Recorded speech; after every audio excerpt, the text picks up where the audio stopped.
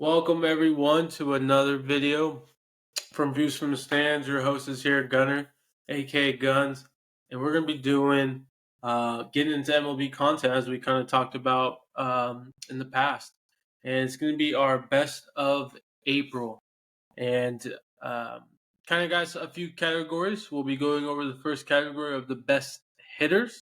Have kind of my top five, and then I'll have one or two honorable mentions potentially depending on the section.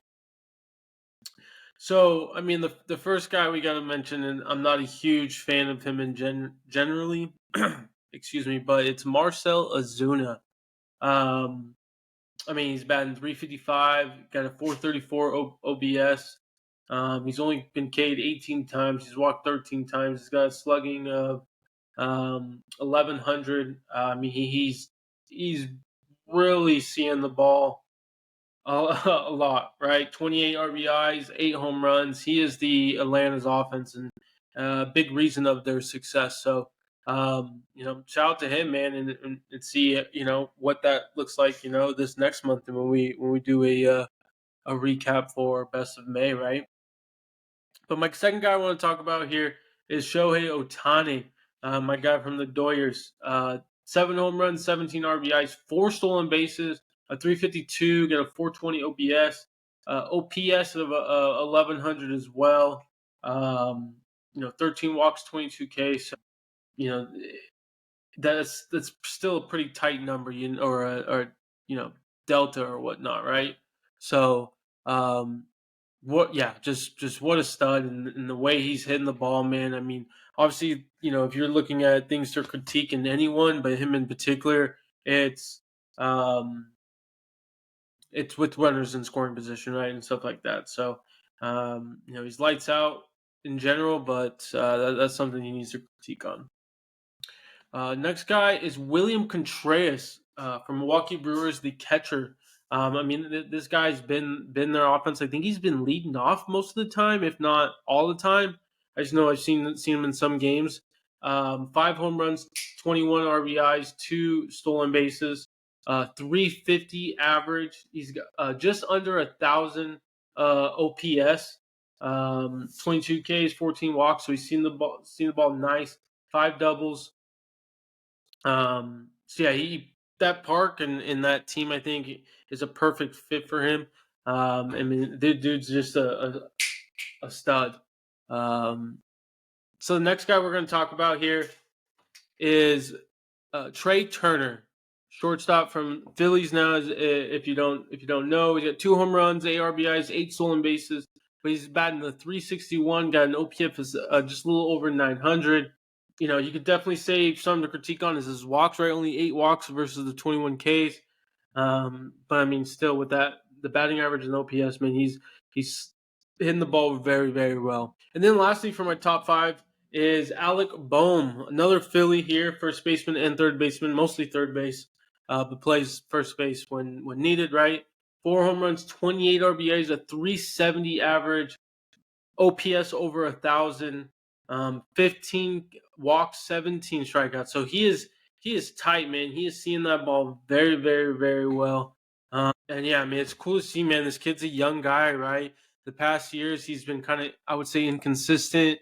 That situation where he made that error, and then the camera kind of caught him, and said he fucking hates this place and right now. So it's cool to see, right? Kind of his maturation period and him just maturing and growing up. It's been cool to see. But honorable mention for the best hitters has to be, in my opinion, Salvi Perez, man. The old veteran, man. 6 home runs, 22 RBIs. He's batting 368 with over 1,000 OPS. 9 walks, 9 Ks. I think that's what the most impressive thing, man.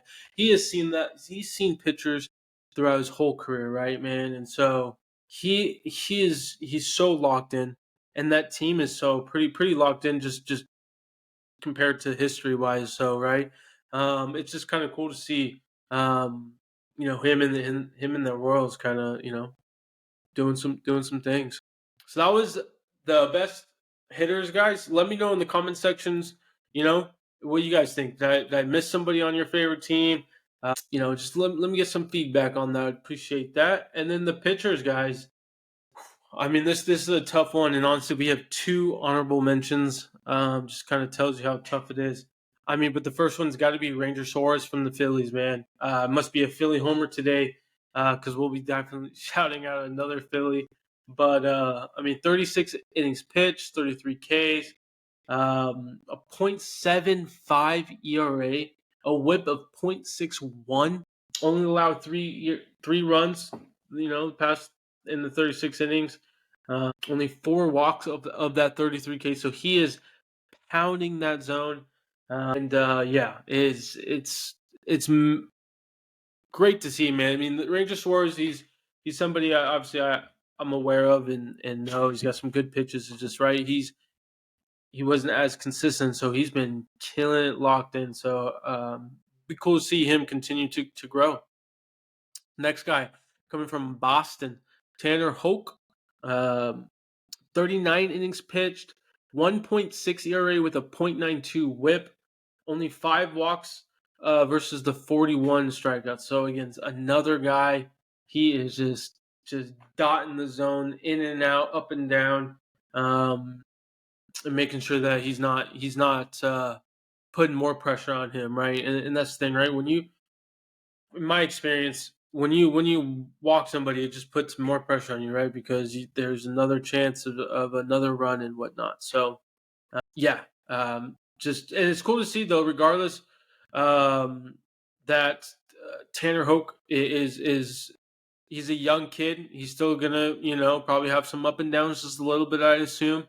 But I mean, the kid is very, very special in my opinion. So it's cool to see Boston, get somebody that they've been waiting for.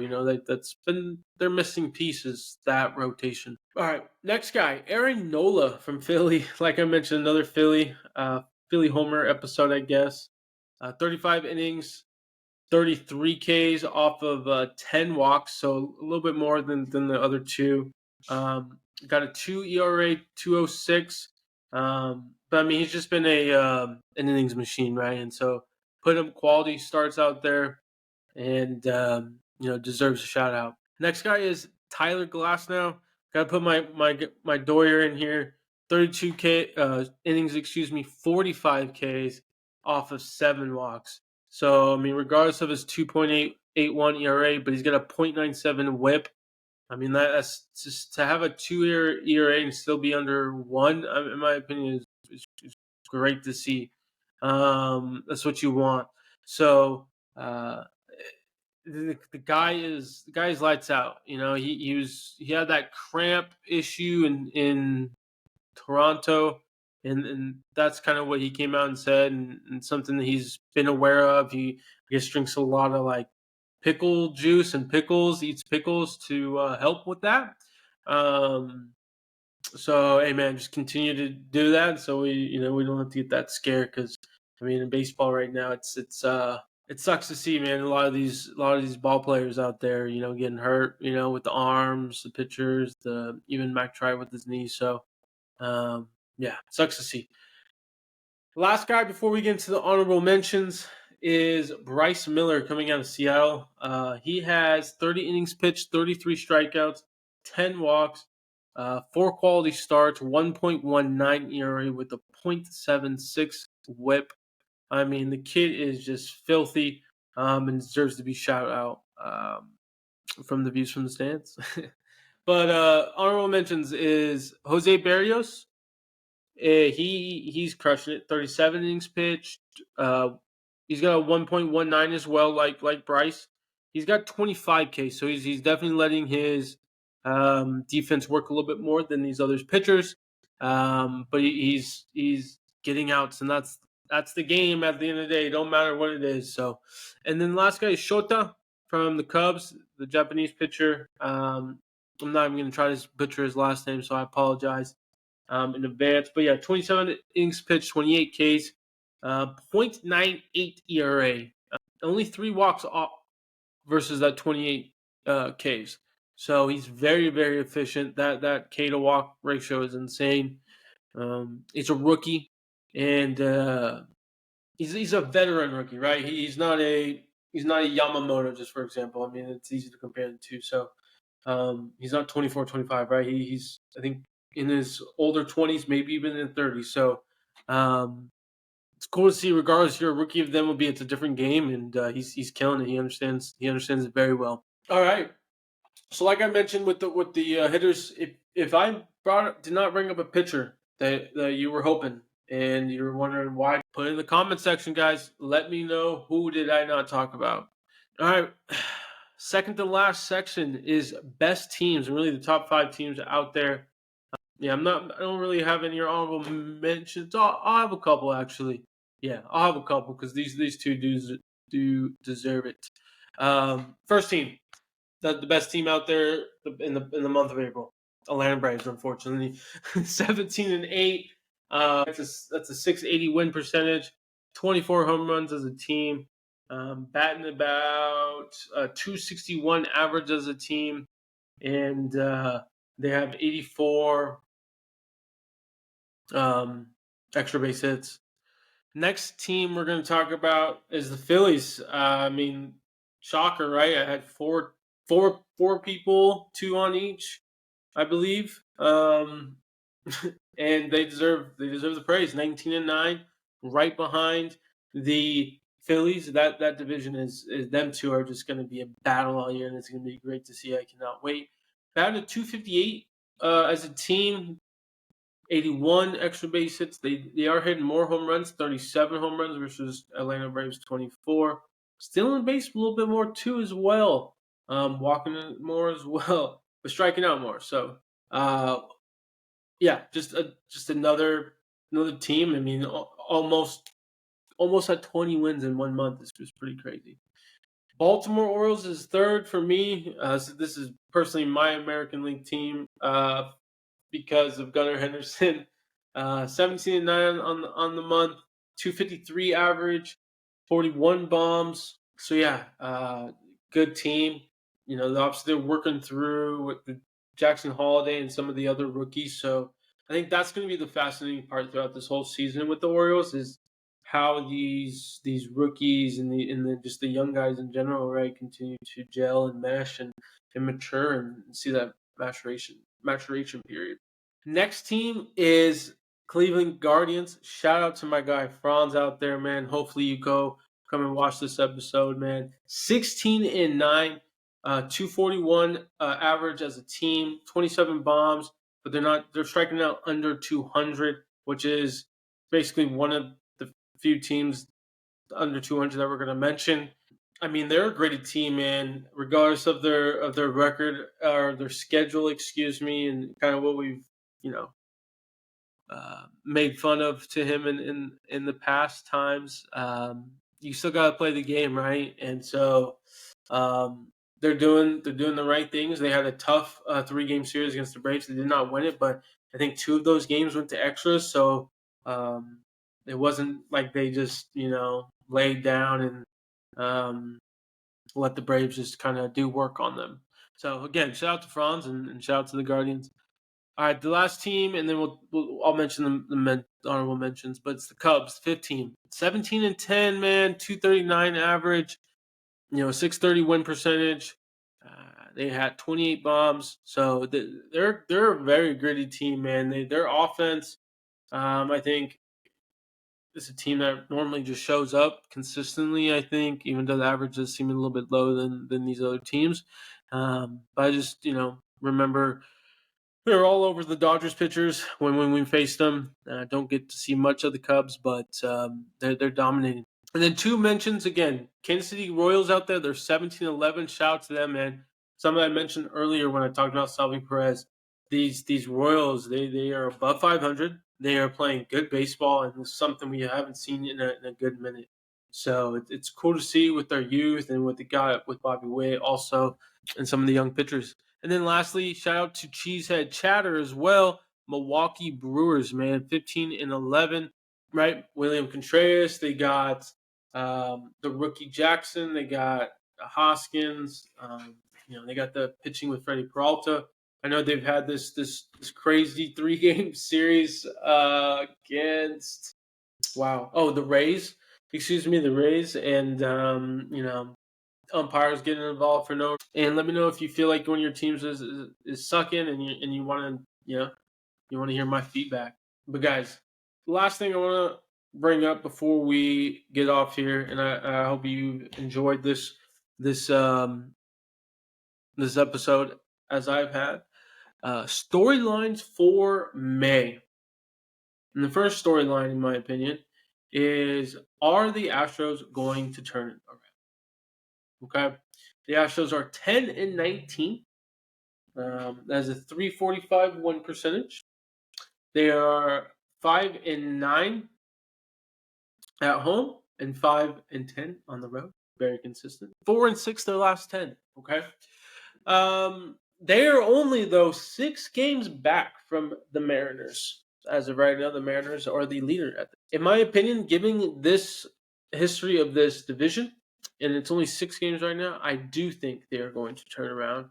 Given the fact how close this is, Mariners can easily take a slide, right? And they Astros win games. They're fighting themselves. I think Jose Abreu's, that he got optioned to kind of find himself, right? Hader's still finding himself in the bullpen. I think they have the pieces. They have the players. They have the front office, really. So they're going to make changes and adjustments if needed. They are doing that right now, right? Just mention the Brady thing. That is a change, as an adjustment being made. They're not just saying, hey, let's just continue to do what we've been doing, right? That's chaos. Yeah, I do think they're going to turn it around, and at the latest, they're going to get a wild card spot. Second storyline, and I look forward to revisiting all these. Right? What's up with the NL Central? And I don't mean that in a bad way. I just think it's a tight division. This is a division similar to the American League West. The Brewers right now are 19-11. They're top of that division, and then the Pirates are last at 14-18. Only 6 games back. But I think Pirates are a good team, and you can make an argument for the Cardinals, right? Like you can think, or you could definitely make an argument that the Pirates can be the first team, the second team, the third team. But they're so tight. The Reds, the Cubs, Brewers. Like, this is what we talked about before the season when we talked about our preview episode, right? I mean, both central divisions are so tight and so close that, I mean, the 15, right, they might come in last, but like they're really close to these other teams still. So it's going to be very tight. I'm excited about it. And I think the Brewers and the Cubs and the Reds are probably going to be the 3 teams out there. I would not be shocked if the Pirates make a run. They can. They have been on a snide this past 10 games, 3-7. But I mean, in my opinion, I think the 4 best teams are the Brewers, Cubs, Reds, and Pirates in this division. Cardinals, in my opinion, are the last team. They're just that bad, in my opinion. So, yeah. Lastly, guys, before we head out here, is will Aaron Judge warm up? That is the question. He's batting .247 right now. Only a 315 OBS, an 878 OPS. So that's still good as from an MLB average standpoint. And he's more in the 9s to 1000s, though, right? So he. Oh, I'm so sorry. He is batting 200. Apologies. He's got 6 home runs, 18 RBIs, 1 stolen base. He's got 23 walks. But again, right, he's hitting at least 37, 62, 39, and then in 2020 he got hurt, so he had 27 home runs, 52 home runs. And then the averages have been consistent. They have been over 250 at least. 1 year off season the 300. So I do think he's going to warm up. Right, the weather and all that obviously will help, but I think this is just too good of a player to not make adjustments. Tune in to next month's best of May, where we kind of recap those storylines and then talk about also the best hitters, best pitchers, best teams.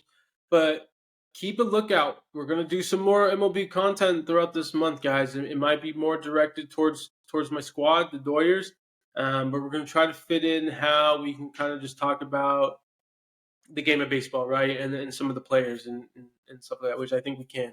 So stay tuned on that, guys. But hey, enjoy the rest of your Thursday, um, and have a great weekend, guys. Peace.